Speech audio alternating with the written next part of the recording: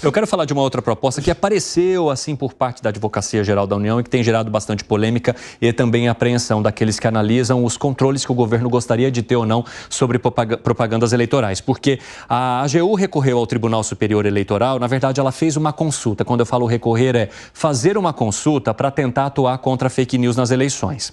A AGU, que é o órgão que representa o governo juridicamente, questionou ao Tribunal Superior Eleitoral se cabe à Justiça Eleitoral julgar ações que restringam ou removam propaganda eleitoral que contenha desinformação sobre política pública federal de interesse da União. Na prática, o que a Advocacia Geral da União quer ou gostaria é saber se poderia ingressar com ação em casos assim, algo que hoje está restrito ao Ministério Público, a partidos ou a candidatos. E aí isso foi visto com bastante preocupação, porque é como se ela acionasse diretamente a Justiça Eleitoral para retirar algum tipo de propaganda que ela consideraria um ataque aos programas federais. Agora, o que a gente pode olhar pelas entrelinhas aí e que provavelmente que levou, inclusive, o próprio Ministério Público Eleitoral e, de alguma forma, a parte técnica da Justiça Eleitoral a dizer, olha, nós não recomendamos isso. Hein, Zé? A história é a seguinte, a Justiça Eleitoral ela tem algumas características próprias, né? Ela pode, por exemplo, legislar. É legal, a Justiça Eleitoral ela faz normas, normatiza vácuos legais e que se transformam em leis, ou seja, em organização legal. Só a Justiça Eleitoral pode isso. E a Justiça Eleitoral também, ela pode ser questionada, perguntada, ela pode ser acionada no sentido de que, e aí, se eu fizer isso? Na Justiça Penal, por exemplo, ninguém pode perguntar a um juiz, olha, se eu assaltar um banco, qual será a minha pena? Aí eu vou lá, assalto o banco e a pena está garantida. A Justiça Eleitoral, não. Esse pedido obriga a Justiça Eleitoral a legislar, porque a norma, ou seja, a resposta a esse pedido será uma norma. E é isso que vai acontecer. Então, a Advocacia Geral da União está tentando normatizar e, de acordo com a resposta do Tribunal Superior Eleitoral, todos terão que seguir. E é isso que a AGU quer, que é exatamente evitar aí que propagandas públicas sejam questionadas nas redes. Isso é interessante, Zé, porque o maior medo dos analistas, daqueles que estão acompanhando essa história, é o efeito cascata. É isso também, de alguma forma, trazer jurisprudência para atuações em procuradorias locais, municipais, agora com as eleições. Então, esses candidatos, na visão desses críticos, teriam, além de seus partidos e seus próprios advogados, também, em caso, por exemplo, de tentativa de reeleição, aquela pessoa que já está ocupando a máquina pública, ter também uma advocacia, ter a sua própria procuradoria ali, atuando de alguma maneira para ajudá-lo, né? E para retirar o que essas pessoas considerariam como desinformação ou fake news. Isso te preocupa, Gustavo Segré? Muito. Por quê? Muito. Porque teria uma subjetividade de alguém que não tem a mínima ideia de quem seja, que não aceita uma crítica, então como não aceita uma crítica, derruba o postejo. Não pode ser. Tem uma turma da política que não aceita críticas. Para não aceitar críticas, e eu vou tomar as palavras do ministro Alexandre de Moraes, se você não aceita críticas, não entre na vida pública. Tem que aceitar críticas, então aí entra na vida pública. Não fui eu que falei. Mas o que me preocupa é que, de alguma maneira, está indo pelas bordas. Vamos tentar. Vou por aqui, pela censura. Não funcionou. AGU, vamos consultar o TC. O TC que vai ter que se manifestar. Então vai fazer o quê?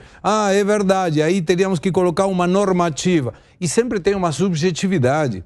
De novo, se não fosse pelas redes sociais, provavelmente não estaríamos falando dessa PEC das praias. Então por que alguém insiste tanto? Que foi, Zé? É o seguinte, é porque sempre nesse debate vem essa história, quem é que vai definir o que é fake ou não? É a justiça é discricionária para tudo. Tudo que cai na justiça é o juiz que vai definir se é uma coisa ou outra. Se é assassinato doloso, se é culposo, se é... E a justiça é que deve, alguém tem que decidir tudo. E a justiça é discricionária. Ninguém consegue escrever uma lei que uma inteligência artificial ou um computador vai definir. É tão lógico isso que eu não entendo por que esse debate. É assim, a justiça é discricionária e decide tudo subjetivamente.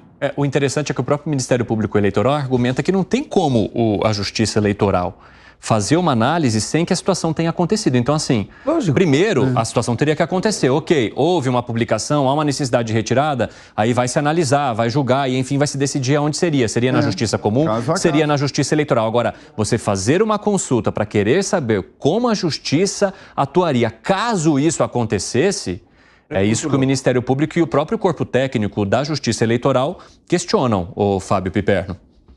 Não, claro, eu acho que a Justiça Eleitoral, é óbvio que ela tem que se manifestar a partir de situações dadas. Ela não é um oráculo que você bate lá. Bom, e aí?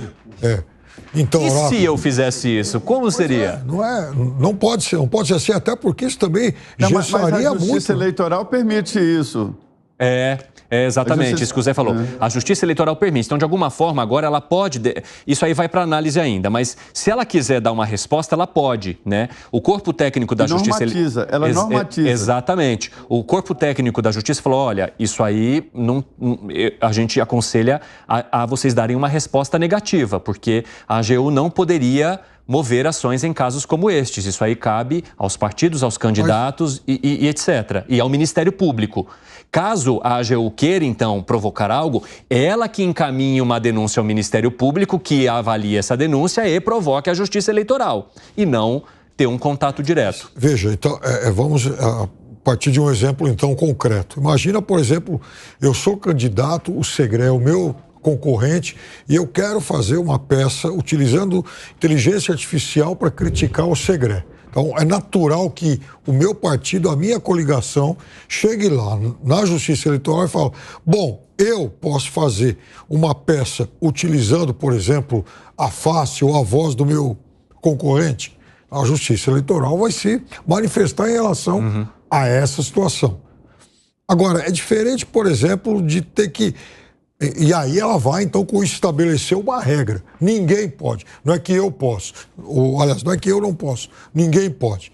Agora, é diferente, por exemplo, de eu chegar na Justiça Eleitoral e falar, olha, é o seguinte, o Segré está criticando o meu governo.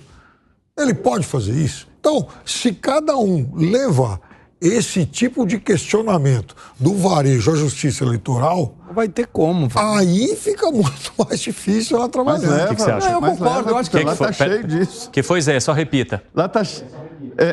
leva sim, lá está cheio dessas coisas que a Justiça...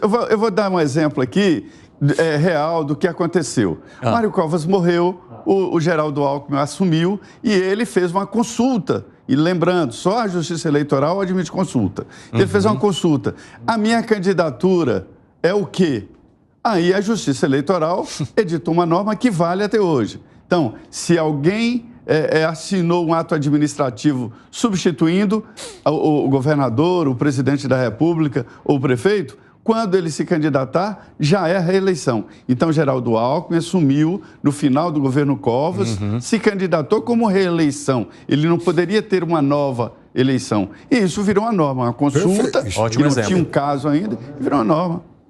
Ótimo exemplo, Zé. Muito bom para a gente compreender como é que funciona a atuação da Justiça Eleitoral nesses casos de consultas, né? Fala, Gani. Exatamente. Se isso já ocorre, então para que você vai mudar algo que vai gerar mais insegurança jurídica, insegurança eleitoral, vai sobrecarregar ainda mais o TSE e vai criando também, além desse ambiente mais engessado, eu acho que isso de alguma maneira também passa por um ambiente de censura prévia, porque como vocês bem colocaram, primeiro tem o fato para depois eu entrar com a ação, mas a partir do momento que você já cria um ambiente que isso pode, isso não pode, você acabou gerando uma situação de censura. Estamos falando do mesmo TSE que condenou o Deltan Dallagnol por um hipotético problema lá no futuro? Então pode. É um risco enorme. É uma censura aí, porque essa turma não gosta de ser criticado, por isso que está colocando isso. Agora, Piperno, você acha que o governo também compra um debate desnecessário ao fazer uma consulta que pode beirar para alguns uma tentativa ou uma possibilidade de fazer algo prévio, né, de impedir que uma publicação seja feita simplesmente porque ela ataca algo que é feito pela União? Claro, não havia necessidade nenhuma de fazer esse tipo de consulta.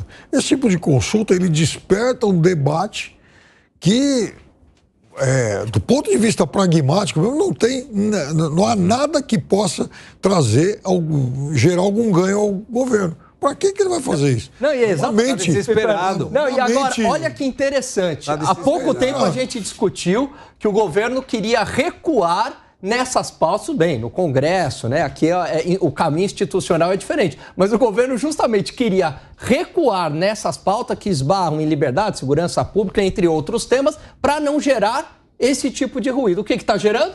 Ruído. Mas o que eu não entendi... E esse é um debate muito burocrático. Para a gente compreender como é que funciona tintim por tintim, você tem que ler e reler muitas vezes. Mas são eleições de prefeituras. Aonde que entra o governo federal nisso? Alguma mente, porque governo é muito grande. Tem sempre alguma mente, algum luminoso lá e tal, que fala, pera lá. Aí toma iniciativa. É aquela coisa. O pior burro é o burro com iniciativa.